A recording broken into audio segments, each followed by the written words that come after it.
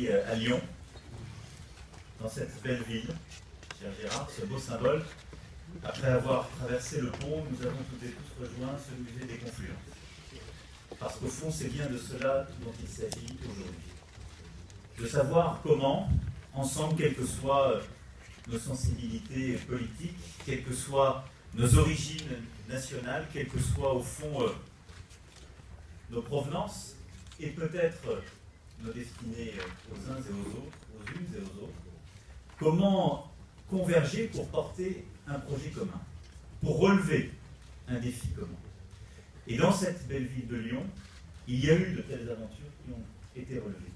Parce que c'est une de ces grandes villes européennes où, dans des moments de trouble, parfois de doute, où l'histoire était à réinventer par l'échange, par l'ouverture, celle du commerce, de la culture, des arts et de la finance, eh bien, l'Europe s'est aussi réinventée. Et le défi qui est le nôtre aujourd'hui, vous l'avez les unes et les autres très bien rappelé dans vos propos, c'est bien celui de la renaissance européenne et de la réinvention européenne. Le défi des réformistes européens, c'est d'être à la hauteur, au fond, de la situation que nous sommes en train de vivre. Parce que nous avons laissé de trop nombreux défendre une idée fausse de l'Europe, pousser des actions troubles, inscrire en quelque sorte l'Europe dans une destinée qui n'était pas la sienne. La peur, la défiance occupent au fond l'espace que nous leur avons ici. Et je suis d'accord avec Sylvie Goulard, c'est notre responsabilité. Et il faut bien la mesurer. Nous y avons tous et toutes notre part.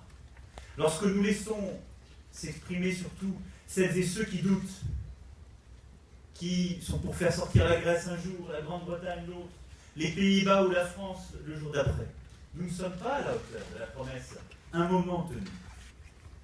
Mais lorsque nous n'avons plus, en quelque sorte, une voix de désir à porter, nous laissons en effet la place. Le cynisme, la langueur, l'irresponsabilité et l'inefficacité sont nos véritables ennemis au moment où nous nous parlons. Alors on peut déplorer, Gérard Collomb évoquait, que d'aucuns préfèrent au fond ne pas en parler, pour des raisons obscures, qui ne sont pas, en tout cas, à la hauteur des enjeux. Quiconque a à s'exprimer sur ce sujet vital devrait être ici, aujourd'hui, s'il partage nos valeurs, nos défis, c'est-à-dire cette volonté de remettre l'Europe à la hauteur de son histoire. Parler de fond, d'Europe, trouver des solutions concrètes pour que notre projet avance. C'est cela, aujourd'hui, notre responsabilité, et en nous réappropriant des mots que nous avons laissés aux autres, aux ennemis de l'Europe. Celui de souveraineté, celui d'identité et celui de démocratie. Et c'est bien sur cela que nous pourrons retisser le fil de l'histoire européenne. Parce que l'Europe, c'est nous. C'est ce que nous en faisons. C'est ce que nous en décidons. C'est ce que nous décidons de faire ou de ne pas faire. Et nos défis sont tous aujourd'hui des défis européens. Vous l'avez rappelé les uns et les autres dans vos comptes rendus. Et au fond, de quoi sommes-nous les héritiers? Dans l'histoire des constructions politiques, l'Europe est jeune. Elle a 65 ans. Et c'est une construction inédite sur le plan historique et politique. Je rejoins ce que Pascal Lamy disait tout à l'heure. Il y a eu en effet un pari au fond. Plus encore, sans doute pour la zone euro que pour l'Europe, qui était qu'une réalité économique ou monétaire eh bien, pourrait sécréter elle-même des conséquences politiques. Nous n'avons pas totalement réussi. Mais il y a au cœur de l'Europe une triple promesse. Une promesse de paix, une promesse de prospérité et une promesse de liberté. Et c'est au fond cette triple promesse dont nous sommes les héritiers. La promesse de paix, c'est celle qui a permis, dans l'après-guerre, de construire cet espace inédit. Jamais l'Europe n'a traversé aussi durablement la paix que ce que nous connaissons depuis l'après-guerre. Nous avons réussi à faire disparaître les conflits intra-européens, là où l'Europe n'avait connu durant des millénaires que des conflits entre les États membres. Et nous l'avons fait sous une forme politique totalement inédite. Parce que l'histoire de l'Europe, à travers les millénaires, a été ce que le droit médiéval appelait les transferts d'empire. L'Empire romain, puis cette volonté de faire revivre ces formes impériales, c'est-à-dire ces formes hégémoniques de quelques-uns, ou de l'un sur les autres. L'Empire carolingien, l'Empire napoléonien, l'Empire bismarckien, l'Empire nazi. L'Europe a été traversée par des moments d'unité politique, mais qui ont toujours été des moments de domination. Cette Union européenne, notre Europe actuelle, c'est une création unique d'un espace politique de paix, d'équilibre, sans hégémonie. Et cela, nous l'avons réussi. La deuxième promesse, c'était une promesse de prospérité. C'est la promesse originelle. Or, depuis 1960, la croissance de la richesse par habitant a été en Europe supérieure d'un tiers à celle des États-Unis. On le rappelle trop peu souvent. Nous avons réussi, durant toutes les décennies qui ont suivi la guerre, dans une économie de rattrapage, à travers plusieurs grands projets, à construire cet espace de prospérité. Et puis l'Europe, c'est cette promesse de liberté, enfin. D'abord la liberté de circulation, perçue comme le socle de cette prospérité nouvelle, Schengen, Erasmus, l'euro, la suppression des obstacles, des frais bancaires au coût d'itinérance sur nos téléphones, tout ça, c'est ce qui incarne cette Europe de la mobilité, de l'ouverture et de la liberté. Donc, pendant des décennies, cette Europe a tenu ses promesses. Elle a réussi à construire des réalisations inédites. Et cela, nous ne devons pas l'oublier aujourd'hui. Et nous devons constamment le rappeler. Sinon, c'est trop facile de laisser certaines ou certains qui voudraient installer le doute. Chacun des secteurs qui traversent des crises dans nos économies ont bénéficié de l'Europe pendant toutes ces décennies. Mais pour les Européens, ces trois promesses fondatrices semblent aujourd'hui trahies. Parce que le doute s'est installé. Parce que durant, au fond, ces 15 dernières années, la langueur, une forme d'irresponsabilité collective s'est installée.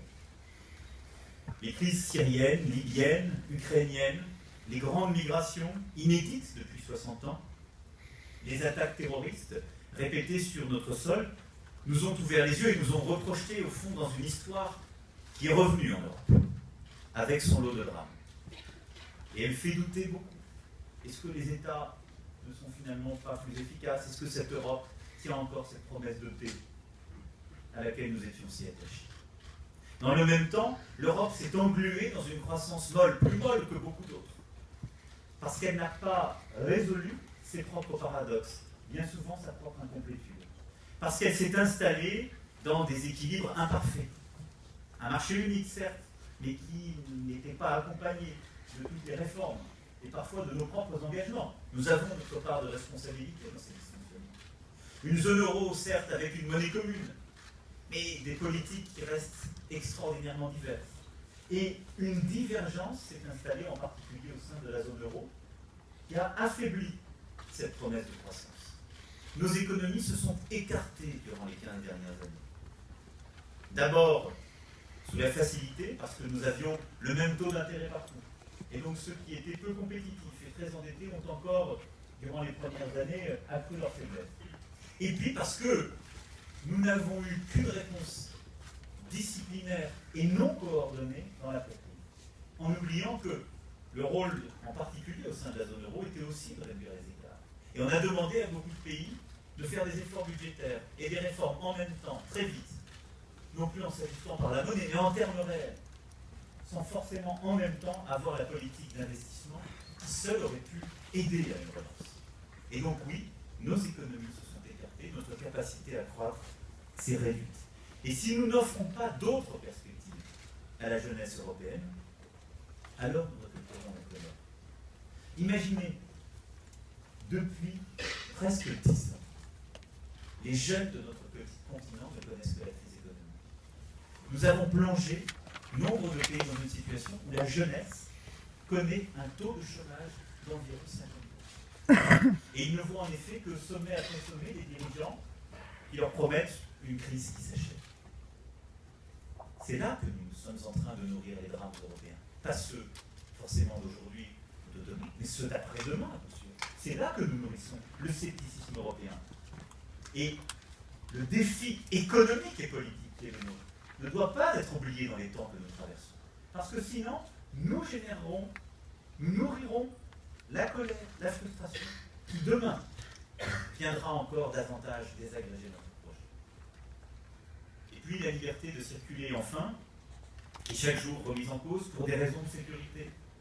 Parce que de plus en plus de dirigeants, même certains qu'on aurait pu croire responsables, font croire à leurs opinions publiques que c'est en réduisant les libertés en Europe, parfois dans leur pays, qu'on pourra rassurer les gens et lutter contre les risques auxquels nous sommes aujourd'hui soumis. Et cette tentation du repli, ce rejet au fond de l'ouverture, c'est cela qui vient également menacer cette promesse.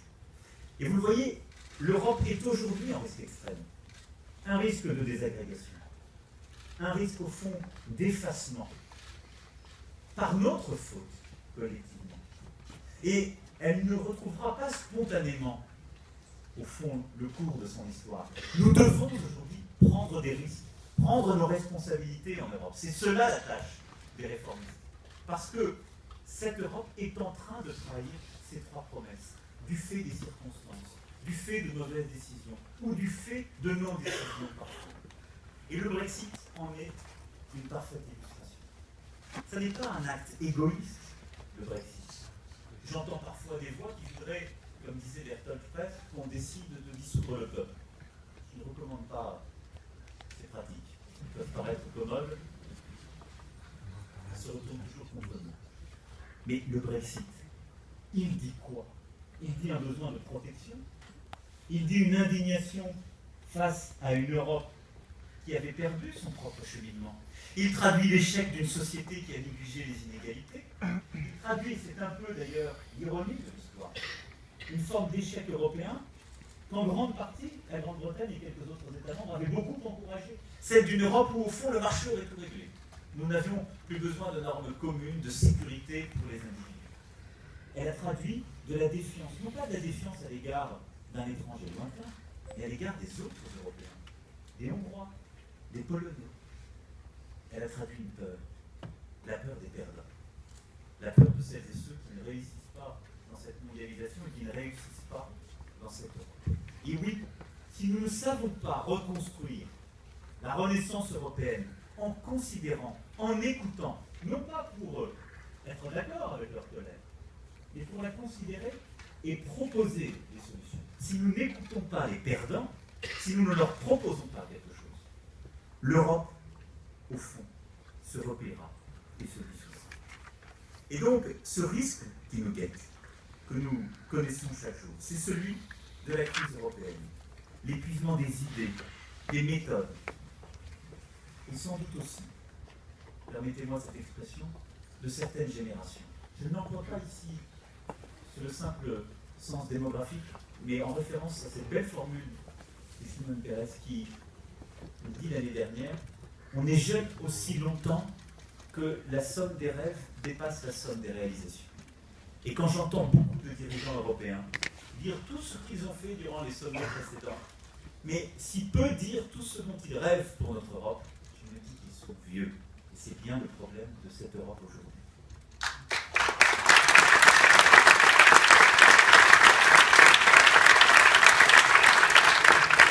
C'est un système qui rend l'âme et qui tourne à vide. Cela a été dit.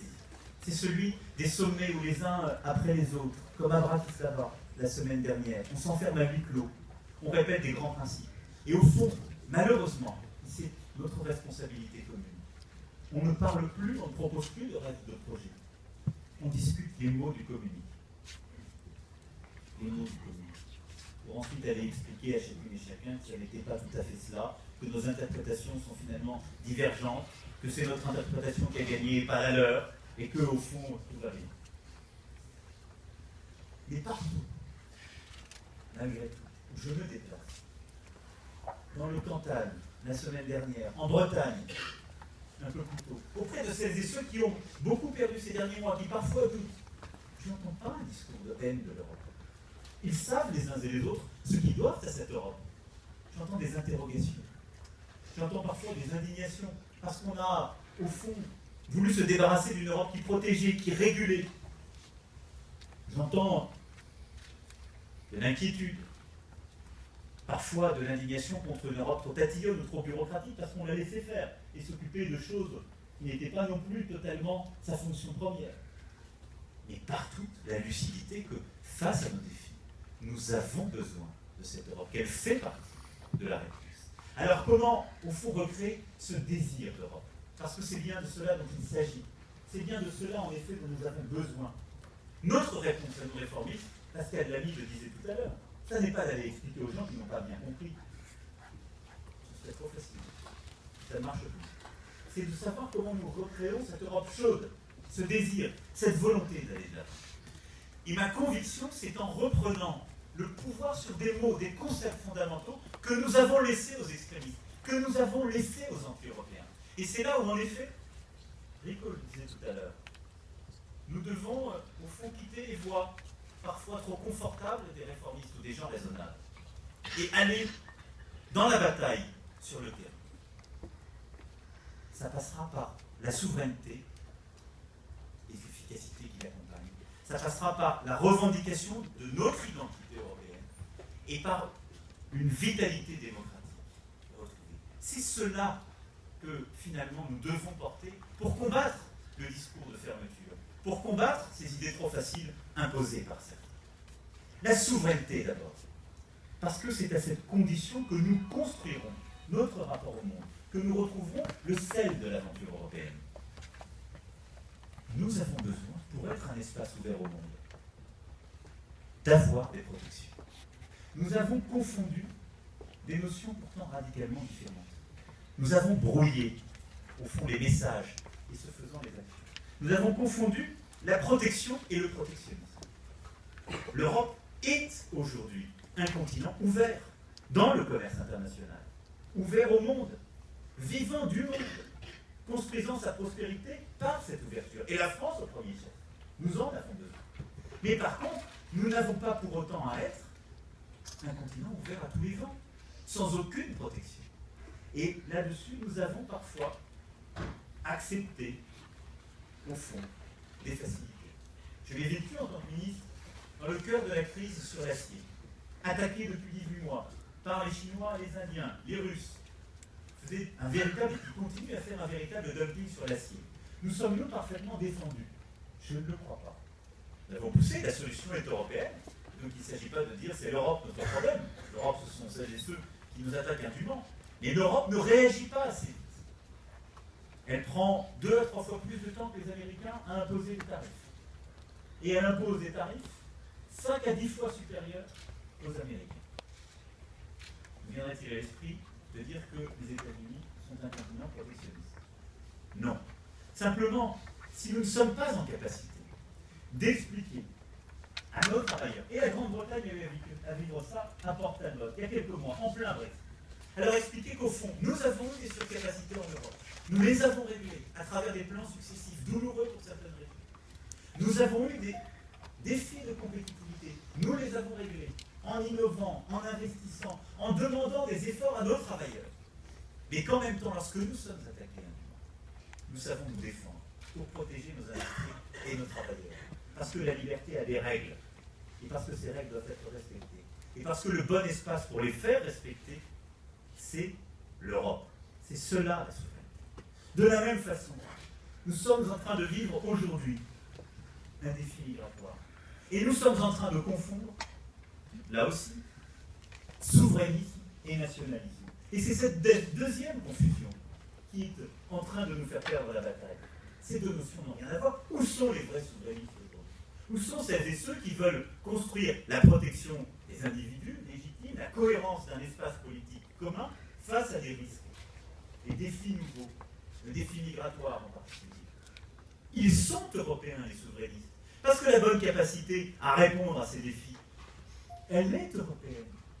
Notre réponse est européenne, en protégeant justement, en construisant une vraie politique de développement, de traitement humain des réfugiés sur les lieux d'origine ou dans des pays tiers, ce que nous n'avons pas pu faire collectivement, au Liban, en Turquie, en Jordanie, en ayant une vraie politique de souveraineté commune lorsqu'il s'agit de protéger nos espaces, et en particulier avoir une vraie politique de garde-côtes et de garde-frontières qui permettent justement de protéger nos accès communs, et pas simplement par subsidiarité de certains États membres, pas simplement de manière, au fond, trop pusillanime. Avoir une vraie politique de coopération en matière de gestion des identités et de renseignement. La réponse est là, elle n'est pas dans le rétrécissement sur les frontières nationales, qui en aucun cas ne permettent de répondre les défis migratoires qui sont aujourd'hui les nôtres. Nous pouvons être aujourd'hui souverains et humains dans cette Europe. Parce qu'en même temps que l'Europe est le seul espace qui protège, chaque État membre a à prendre dans ce défi sa part de responsabilité. Et la France aussi. Nous ne parlons pas là de migrants économiques, nous parlons là de réfugiés, de femmes et d'hommes qui ont pris leur vie. Ça n'a rien à voir. Ils sont arrivés chez nous. Et j'entends certains, pas très loin ici, qui osent dire qu'on protège notre pays en trahissant ses valeurs, qui osent dire qu'on va protéger la France en fermant les frontières nationales et en ne remplissant pas au fond ce qui est le cœur de notre devoir moral. C'est cela le visage qu'on veut donner à la France. C'est cela la réponse objective, efficace qu'on veut donner à ces défis. C'est non seulement irresponsable, mais c'est une trahison profonde. Bravo.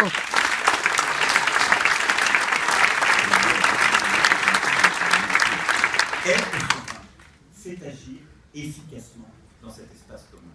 C'est-à-dire, ensemble, construire les réponses à ces défis qui, en effet, se jouent à l'échelle européenne. Comment relever le défi de la transition énergétique si ce n'est en ayant un vrai marché du CO2 européen? Comment répondre au défi du numérique qui s'était évoqué tout à l'heure, si ce n'est en ayant une vraie régulation européenne qui seule est crédible face aux acteurs américains ou chinois? Et donc, oui, la souveraineté est européenne. Si on veut s'en donner les moyens responsables, si on veut avoir une véritable politique et une véritable ambition, parce qu'elle est la clé d'une véritable puissance européenne et en même temps d'une capacité à protéger les citoyens européens. L'Europe est le niveau pertinent sur ces grands défis. La souveraineté, c'est aussi la monnaie. Et cela a été évoqué tout à l'heure pour le Brexit. C'est la raison pour laquelle la zone euro doit être sans faiblesse et sans naïveté dans la négociation du Brexit. Les chambres de compensation ne pourront pas continuer à agir comme avant depuis longtemps. Le passeport financier n'est envisageable que si l'ensemble des règles du marché unique, dont la libre circulation, sont scrupuleusement respectées. Parce que l'euro, c'est un projet plus vaste. Un projet, au fond, aussi politique. Il est de bon goût de dire que l'euro, au fond, aurait été une erreur. Non. Son inachèvement est une faute. Et c'est pourquoi, si nous voulons tenir cette promesse, en effet, la décision est maintenant politique. L'achèvement de cette zone est une initiative politique. Celle qu'il y a quelques mois, nous avions proposée avec Sigmar Gabriel. Cette volonté d'avoir un budget commun à la zone euro pour favoriser la croissance, permettre la convergence économique et sociale entre les États membres, faire face aux crises qui frappent la zone entière ou certaines de ses économies. Une monnaie sans budget est vouée à l'échec.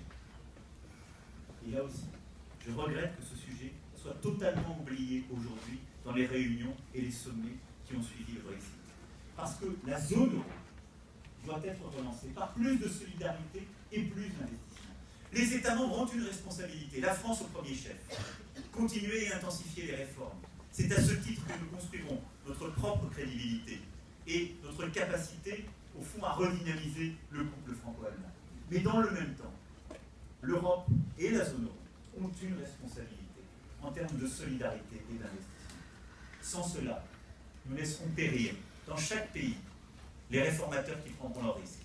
Parce qu'ils prendront des décisions difficiles aujourd'hui, dont les effets ne sont perceptibles que demain. Ils en paieront les conséquences politiques immédiates si nous ne savons pas les accompagner. Et cela, c'est aussi notre rôle. Le deuxième mot que nous avons à reconquérir, c'est celui d'identité. Parce que oui, et cela a été très bien dit par Pascal Lamy tout à l'heure, sur beaucoup de sujets, les Européens partagent l'essentiel. Et au fond, c'est ça le socle même de notre souveraineté. Ce pourquoi nous avons fait cette Europe. C'est que nous ne sommes pas semblables, mais nous partageons tellement. Il n'y a pas un espace politique, économique et culturel comme l'Europe dans le reste du monde. Il n'y a pas un espace qui combine la liberté individuelle, la protection collective. On ne le retrouve ni en Amérique, ni en Afrique, ni en Asie. Nous souhaitons des échanges commerciaux régulés, la préservation de sécurité individuelle et transparente. Il n'y a aucun espace qui porte cette culture commune, celle qui a voyagé entre nos États membres, cette Europe des musées, de la culture, de la littérature, de la mythologie européenne qui rayonne au fond sur toutes ces périphéries. Cette Europe des cafés dont parlait George Steiner, qui fait que dans l'intimité même de nos vies, de nos promenades, de nos expériences quotidiennes, nous savons quand nous sommes en Europe et quand nous n'y sommes pas. Et c'est bien parce qu'il y a tout ça en Europe, parce qu'il y a cette identité qui n'est pas un rétrécissement, qui est ce bouillonnement unique qui fait que nulle part ailleurs dans le monde, il n'y a autant de culture, de diversité dans un espace si réduit, avec cette vocation à l'universel qui nous rassemble tous. C'est ça l'Europe. Et c'est parce que nous avons cette identité commune que nous voulons et que nous pouvons être une puissance vis-à-vis du reste du monde. Être un espace avec ces valeurs qui nous rassemblent. Si l'Europe n'avait pas cette identité, elle pourrait se permettre ce que nous sommes en train de faire. Mais c'est quand nous l'oublions, quand au fond, nous retombons dans le piège historique qui est le nôtre, celui des petites différences entre nous, que nous commettons les pires erreurs. Et oui, les réformistes européens ont ce mot à reprendre à leur compte. Ils sont les porteurs de l'identité européenne, d'une ambition pour cette identité européenne, c'est-à-dire d'être à la hauteur des grands moments de notre histoire collective. Ces moments où à chaque fois, nous avons réinventé ce qui nous tenait ensemble, dans les moments les plus durs, en ne cédant rien à la peur, en ne cédant rien aux antagonismes, parce que ce qui nous rassemble est beaucoup plus large que ce qui nous sépare.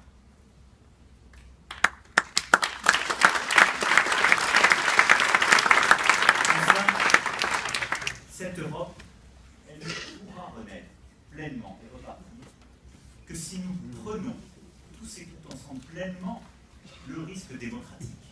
Et je le dis parce que la tentation parfois des réformistes, des progressistes européens, ça a pu être de dire nous savons entre gens intelligents, bien éduqués, partageant les mêmes objectifs, ce qui est bon pour l'Europe.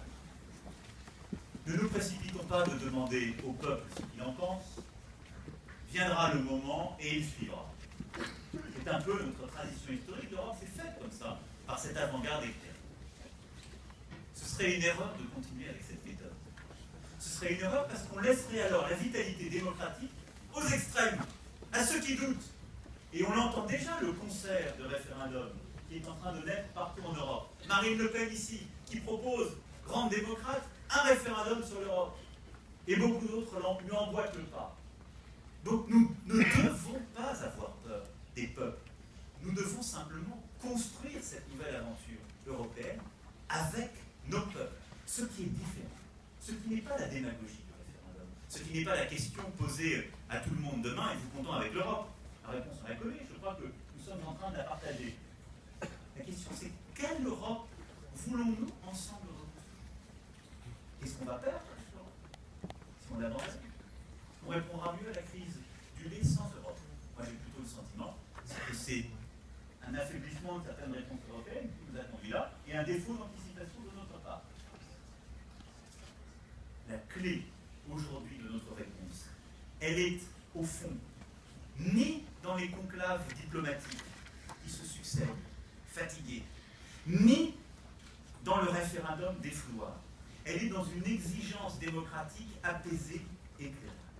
C'est pourquoi ce que nous proposons, ce à quoi je crois très profondément, c'est d'organiser un vaste débat dès l'an prochain, à un moment politique clé, celui des élections entre autres en France, en Allemagne et aux Pays-Bas, et de lancer dans toute l'Union européenne des conventions démocratiques pendant un an, dans chaque État, selon des modalités ouvertes, laissant la place au choix des gouvernements et des collectivités, d'organiser un débat européen sur le contenu de l'action de l'Union, sur les politiques qu'elle mène, sur les priorités qu'elle doit avoir, en coordonnant ce débat, parce qu'il ne s'agit pas d'avoir 27 projets demain, mais bien de sortir de cette discussion avec un projet unique, de s'élever au-delà des clivages partisans, au-delà des clivages nationaux, pour précisément, entre nos pays, construire une réponse commune.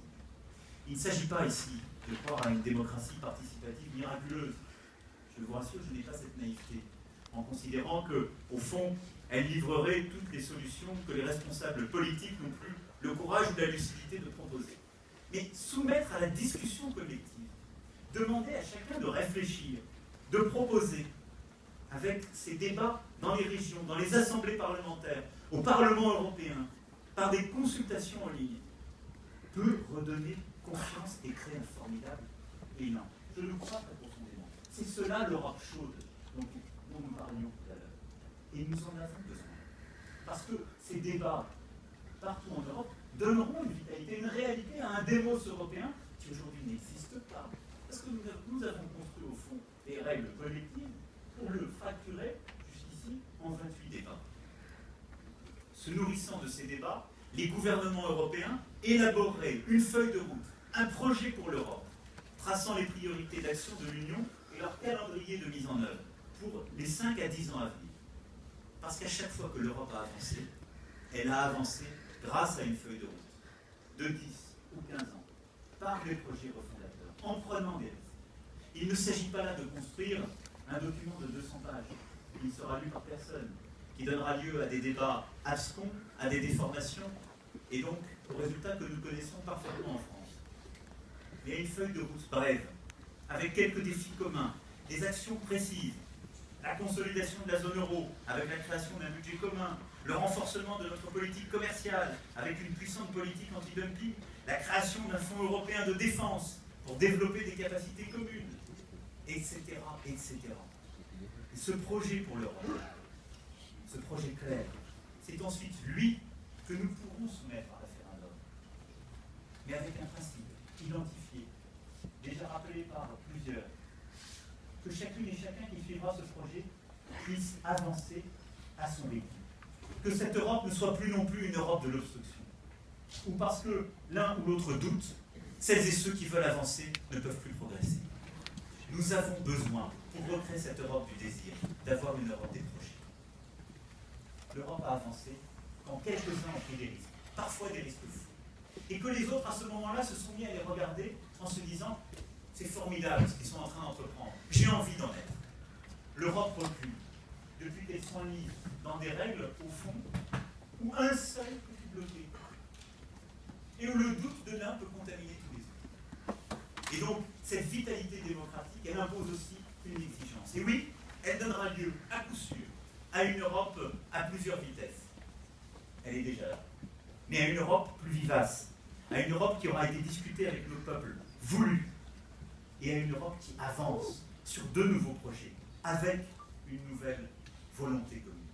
L'Europe serait ainsi relégitimée, le débat démocratique serait ravivé, les peuples ne seraient pas tenus à l'écart. Affirmer notre engagement pour une Europe souveraine, protectrice, efficace, promouvoir notre identité dans le monde, prendre le temps du débat ouvert pour restaurer la confiance, voter pour l'Europe qu'on souhaite et non contre l'Europe qu'on projette, assumer le choix du peuple sans le craindre. Voilà les principes, à mes yeux, qui peuvent précisément recréer ici, et je l'espère partout en Europe, du désir d'Europe, parce que c'est cela dont nous avons besoin. Alors je ne sais pas s'il faut être, comme le disait tout à l'heure Enrico, des optimistes de long terme, comme le disait Lionel. Je veux que nous soyons en tout cas des déterminés de court terme, parce que la bataille se mène maintenant. Parce que si nous ne la menons pas avec nos idées, mais sur le champ de bataille, en prenant tous les risques collectivement, nous aurons tous et toutes pris une responsabilité historique. Celle de ne pas risquer, celle de ne pas choisir, celle de laisser une Europe dont nous avons tout compris, mais qui est en train de se désagréger sous nos yeux, qui est en train de douter d'elle-même, où on laisse la voix à celles et ceux qui l'insultent.